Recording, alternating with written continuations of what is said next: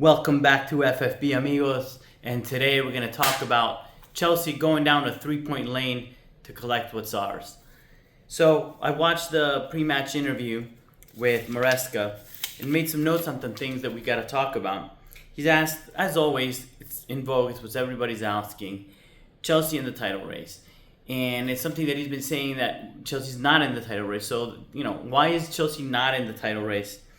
And, he's giving the right answers, the simple answers, but we're working every day just to make the fans happy, and they certainly are making the fans happy, and we appreciate that. Chelsea's the team that has scored the most goals in the Premier League, and that's why people are asking, why are we not considering ourselves contenders yet?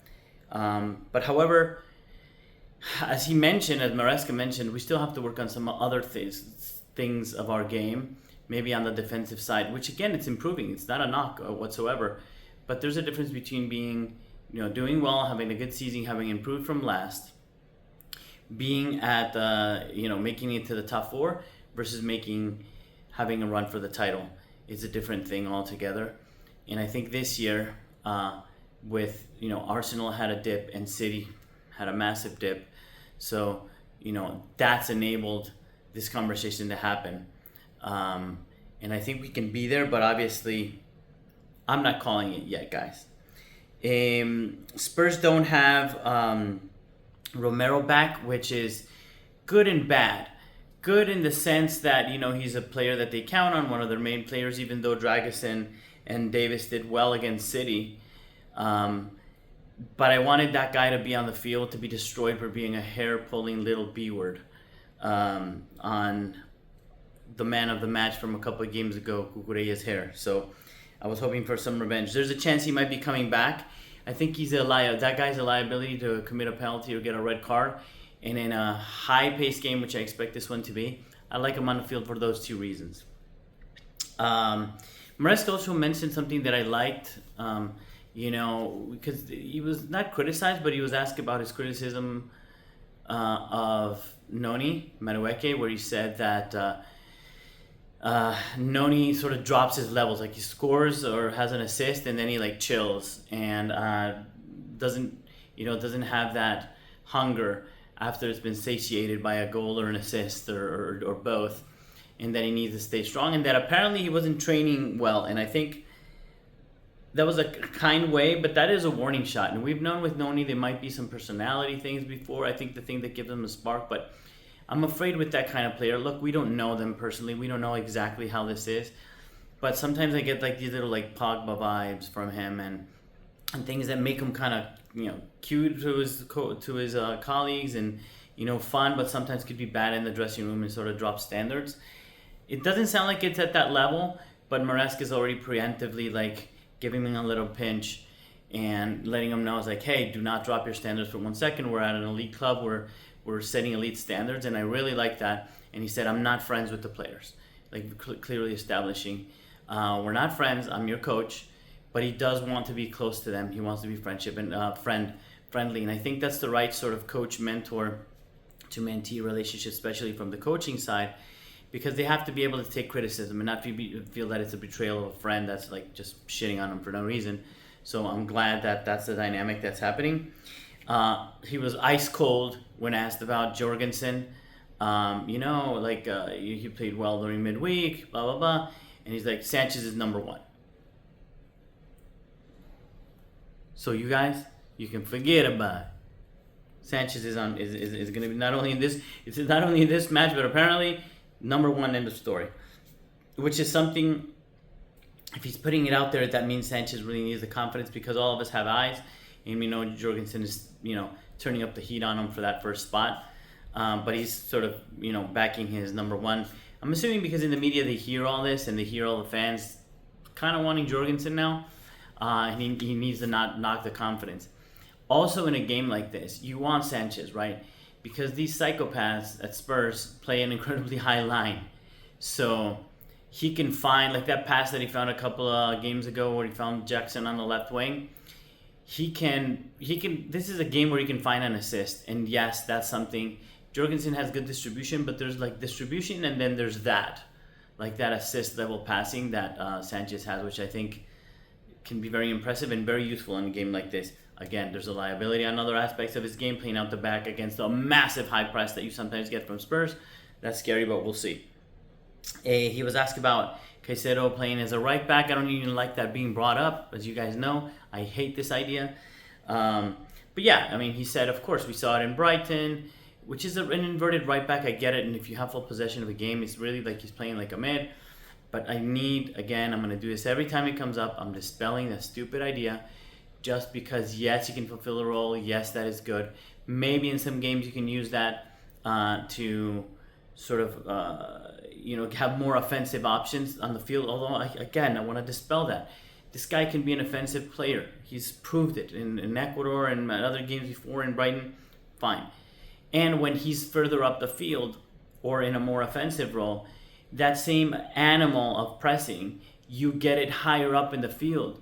So recovering balls instead of recovering where he is, coming from the inverted right back position, putting that press and recovering a ball on the edge of the box leads to a goal opportunity with a 5-meter pass, with a 7-meter pass, instead of recovery going through another midfielder to get to an assist. So just take that damn idea out of your heads.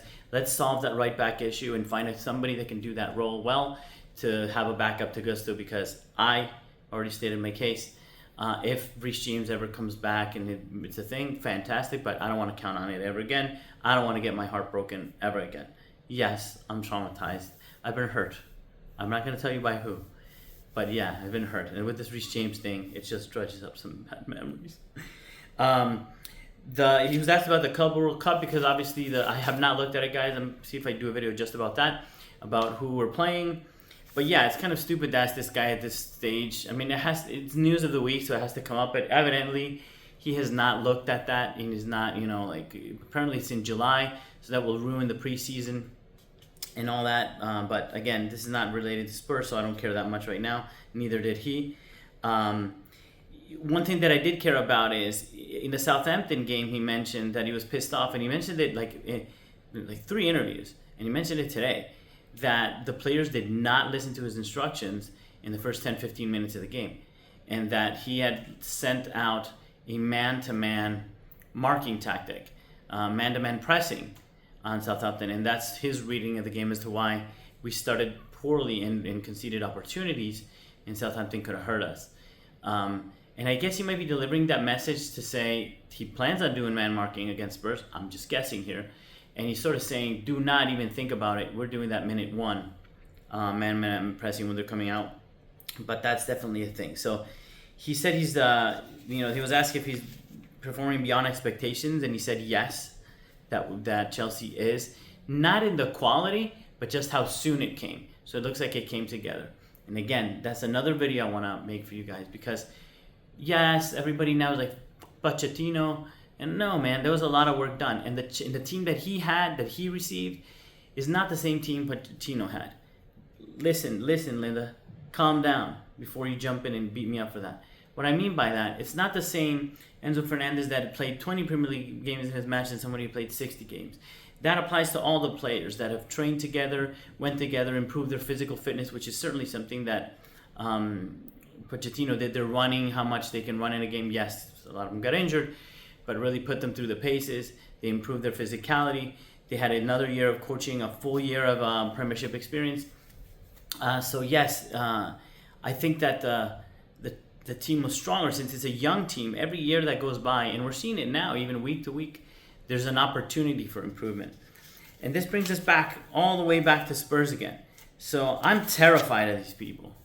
Again, I call them like a psychopath team because they are. I mean, not just because of the way Ange has them playing and the fact that he plays, Southampton sort of did that, right? But it's not the same Southampton. They don't have Heung-min Son or Kulusevski or, all these players that they have, Madison.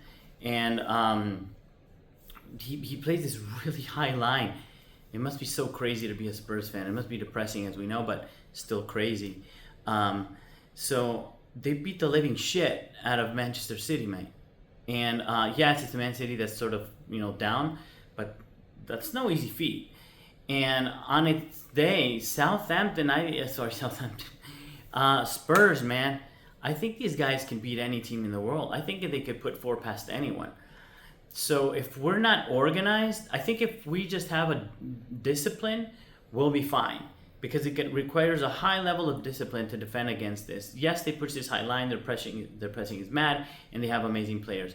And they're extremely likely to score. Extremely likely to score. So we can't let, if one goes in, sort of throw us into disarray and lose our organization. That's not. But at the same time, they're going to give us opportunities to concede. So discipline, organization, and precision. So the same thing. We cannot be missing these kind of goals that last year or maybe at the beginning of the season we were missing. Jackson needs to be ruthless. We need that ruthless guy when he puts in those opportunities. If he gets 2 opportunities, at least 1 needs to go in. Every single tap in or clear chance needs to be taken in this game. Or else, this is a team that could put 4 past us, right? I think the only way to beat them down is to outwin, get into the physical fight on the one-on-one. I don't mean that like red carded fight, but actually those, those duels, all of them go after second balls, be more hungry and really run. There's a lot of running in this game. They're going to put us through that. Enzo's going to want us to control the ball. And I think this is going to happen. This is when there's a little bit of a difference between what we do and what Maresca wants. It hasn't happened lately, but not too long ago, a couple of weeks, he was always worried that our guys want to play too fast sometimes for what he wants. He may want a little bit of control in the game. If you want to control this game a little bit more.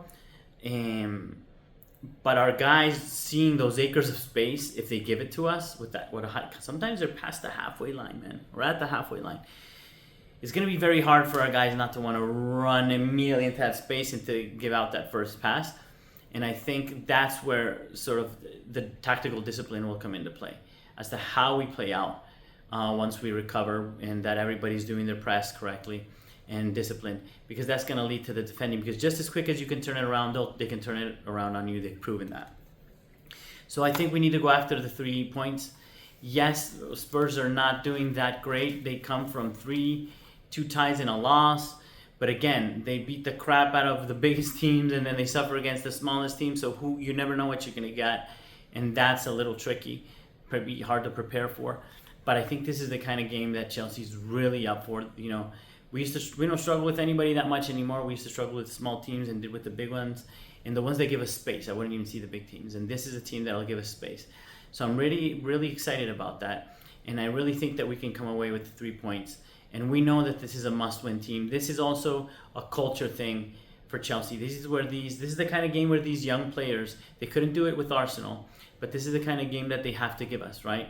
When they give us defeats against Spurs, when they defeat our rivals like Arsenal, that's when they make the culture mark on the average fan that is not a Chelsea fan won't get this, but to beat the living shit out of the Spurs is something that needs to happen, because that's what boosts our morale. It gives us another story, gives us something for us to lord again over them until the next time we play, and it's really important. And I think these players are just starting. We've been chanting our Chelsea's back in the stadium.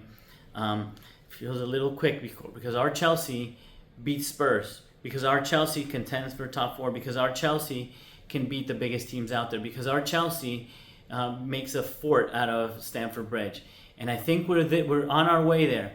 But these are the nights where we prove that we're back. This is one of those nights where we prove that we're back. So I really believe in the boys. Let's make this happen. And everybody, please hit a like, hit a subscribe.